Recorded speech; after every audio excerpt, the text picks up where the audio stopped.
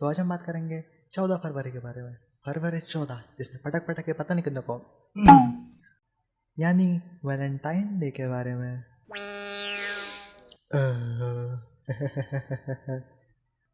तो फूल है गुलाब का तो कांटों से क्या डरना, जिस लड़की से प्यार किया उसके बाप से भी क्या डरना। Will you be my valentine? I would love to, thanks but no thanks. I like girls, मुझे लड़कियां पसंद है। इसकी बहन की साकी ना की हेचा महिला, तो छोड़ छोड़ मेरे को, तो छोड़। ये जमाना बहुत खराब हो गया है। तो मुझे तुम लोगों का नहीं पता, लेकिन मैं सिंगल हूँ और मुझे लगता है आगे भी ऐसे रहने वाला है। तो इस बारे में हम क्या कर सकते हैं? प्रॉब्लली कुछ नहीं। हाँ, पर मैं इसके ऊपर वीडियो बना सकता हूँ। तो पेश है वैलेंटाइन पेश। वैसे वीडियो वैलेंटाइन को नहीं आने वाली क्योंकि एनिमेशन को टाइम लगता है, तो जब भी आएगी चुपचाप देख लेना इसको। तो मैं घर में सबसे छोटा हूँ, मुझसे बड़े मुझसे बहन है, और इसकी वजह से काफ़ी बार मुझे बचपन में लड़कियों को शो देखने पड़ते थे टीवी में। तो उनमें से एक था प्यार। तूने क्या किया?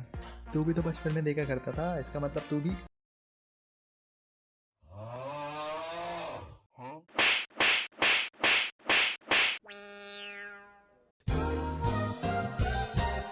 देखो, जब मैं कॉलेज जाता था तब मेरी एक फ्रेंड थी और इसकी एक और दोस्त थी। इसको नाम देंगे हम रिया, इसको नाम देंगे प्रिया। हम तीनों की ब्रांच सेम नहीं थी, हम तीनों में बस कुछ कॉमन था, तो ये कॉमन फ्रेंड। इस गाने में एक और किरदार है, उसको हम नाम देंगे कमलेश। मैंने इसकी शक्ल नहीं बनाई, अब पूछना भी मत कि मैंने क्यों नहीं बनाई। तो एक बार क्लास बंक करके मैं ऐसे बाहर भटक रहा था, तब मैंने देखा रिया को।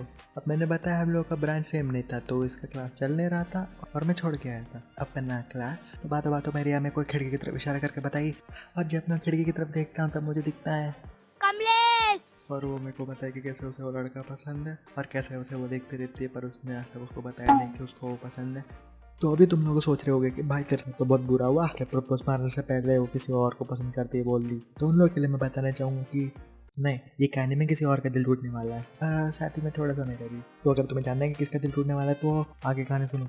देखो, मैंने एक और बताया था कि एक और कैरेक्टर है इसमें।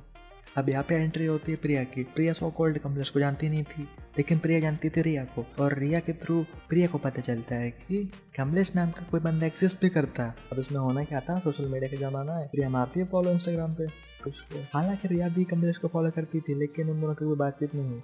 लेकिन प्रिया थोड़ी अच्छी खासी दिखती थी, तो उन दोनों की मस्त बातचीत चलती है। और कुछ दिनों के बाद हम लोग देखते हैं कि वो कैंटीन में कैजुअल एक दूसरे से बात भी कर रहे हैं। और कुछ दिन बाद रिया के थ्रू मेरे को पता चलता है कि वो दोनों डेट कर रहे हैं, मतलब कमलेश और वो। अब रिया तो मेरी दोस्त थी ना, तो मेरे को थोड़ा बुरा लगा, तो मैं उसको थोड़ा कंफर्ट करने की कोशिश करने लगा, पर उसको थोड़े घंटा फर्क पड़ता है। और ये भूतनी का कमलेश, इसने कभी नोटिस किया नहीं।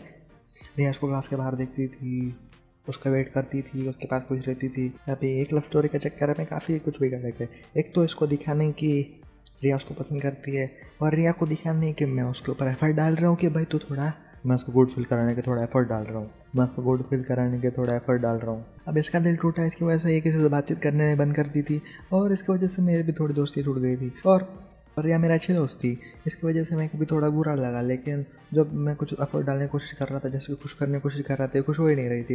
भाई माना कि उधर बॉयफ्रेंड है, पर फिर भी को नहीं पता इसमें क्या बोलना चाहिए। और रिसेंटली मस्त वो एक अबाउट में लिखी हुई है कि कुछ चीज़ नहीं मिलती है तो उसके बिना रहना पड़ता है, ऐसा कुछ समथिंग लिखी थी। यार ये हर कोई शायर क्यों बन जाता है जब उनका दिल टूटता है?